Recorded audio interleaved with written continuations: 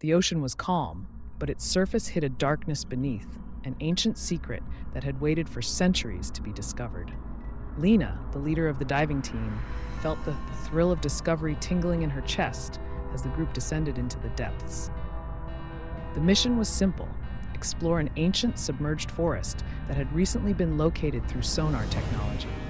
The idea of trees growing under the sea seemed impossible, yet there they were, right beneath them. The water grew colder as they neared the grove, and soon the divers could see the outlines of the trees, their thick trunks rising from the ocean floor like silent sentinels.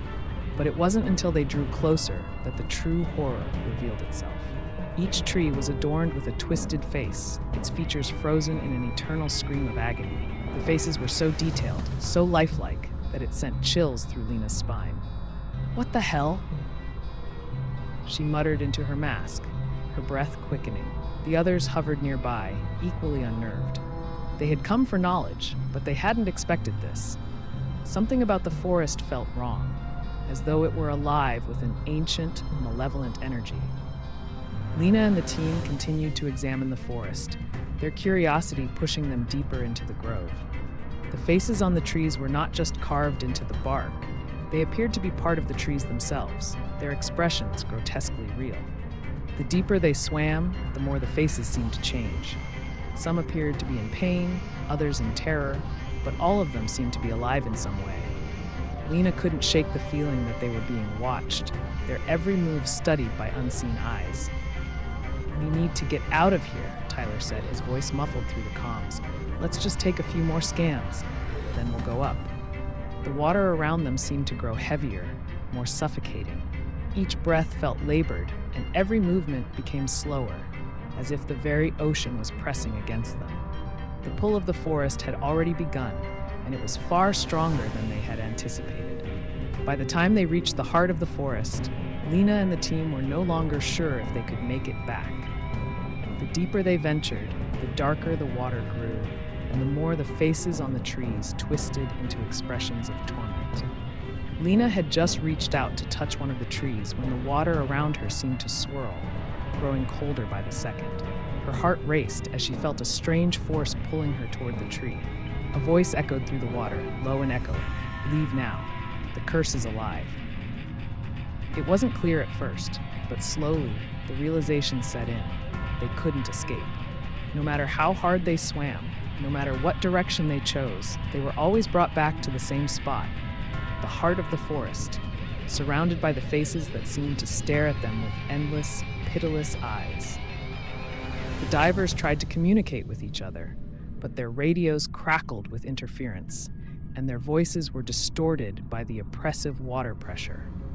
Lena's panic grew as she tried to lead the group back toward the surface, but the water seemed to have other plans. Each stroke took them farther from their destination and deeper into the cursed heart of the forest. The air in their tanks was running low, but that wasn't the worst of it.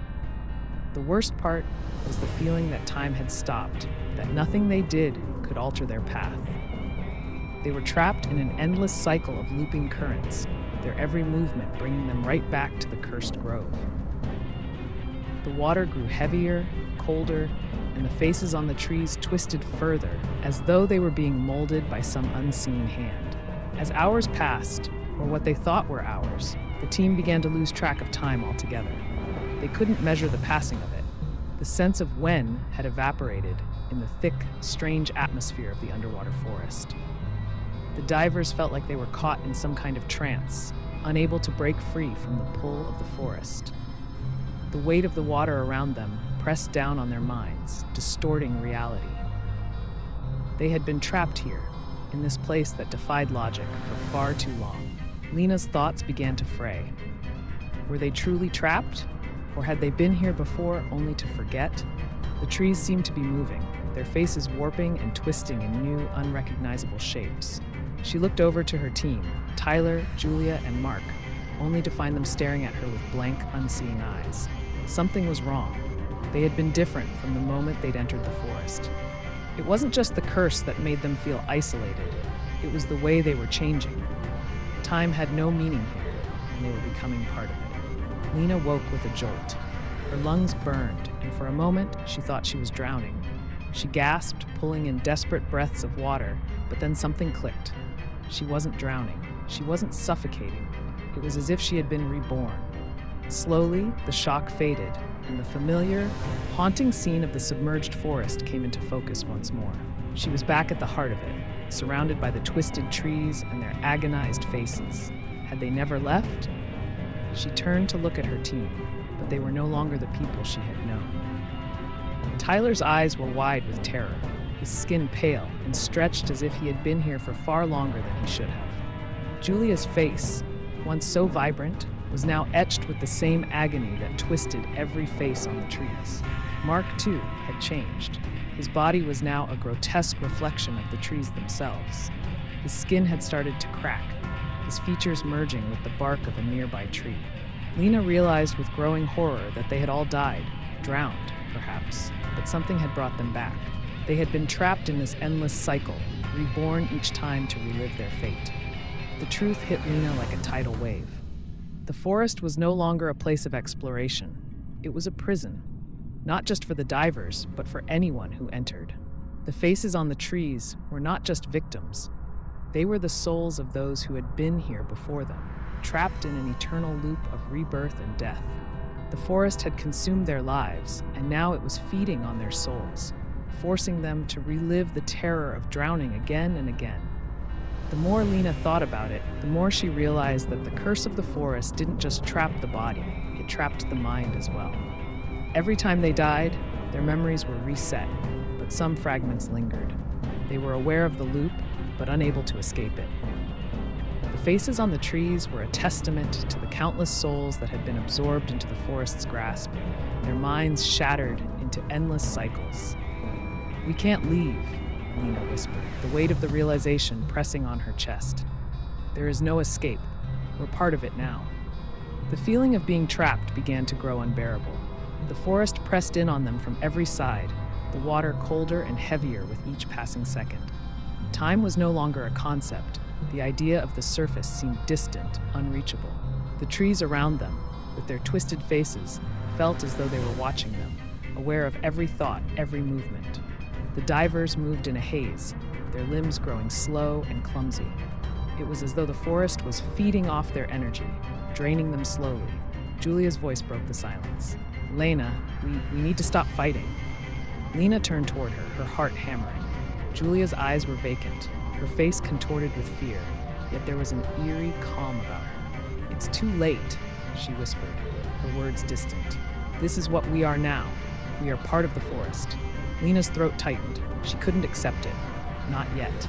But as she looked around, she realized the truth of Julia's words. The forest had already claimed them. There was no escaping the endless cycle of drowning, death, and rebirth. They were trapped in this loop, and the more they fought, the more the forest fed. The sensation of drowning came again, slow and inevitable. Lena struggled against the pull, against the suffocating pressure in her lungs. Her vision blurred as the water filled her throat, her chest tight with panic. The faces on the trees seemed to mock her as she sank into the darkness. This time there was no struggle, no fight. It was as though her body was giving in, embracing the cycle. She closed her eyes, and everything went black. When Lena opened her eyes again, she was back in the heart of the forest, her body floating above the ocean floor. She could hear her teammates gasping for air, their bodies flailing as they drowned and were reborn once more. They were trapped in the cycle, just as she was. Her heart sank as she realized that this was how it would always be. They would drown, only to return again. Again and again. Lena stared at the faces on the trees, her mind unraveling. Each face was a memory, a soul lost to the forest, and each face now seemed to be hers. She could feel herself becoming one with the forest, her essence merging with the twisted trees around her. The pain of it was unbearable, but it was also strangely freeing.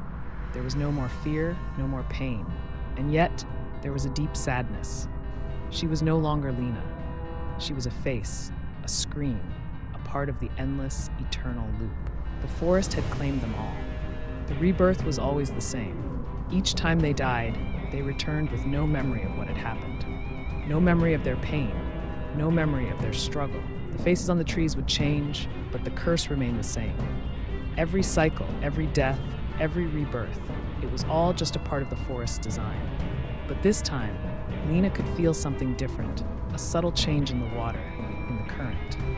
As she floated back to the heart of the forest, she realized with a sinking heart that they were not just trapped in time, they were becoming part of the forest. And in this moment, she knew.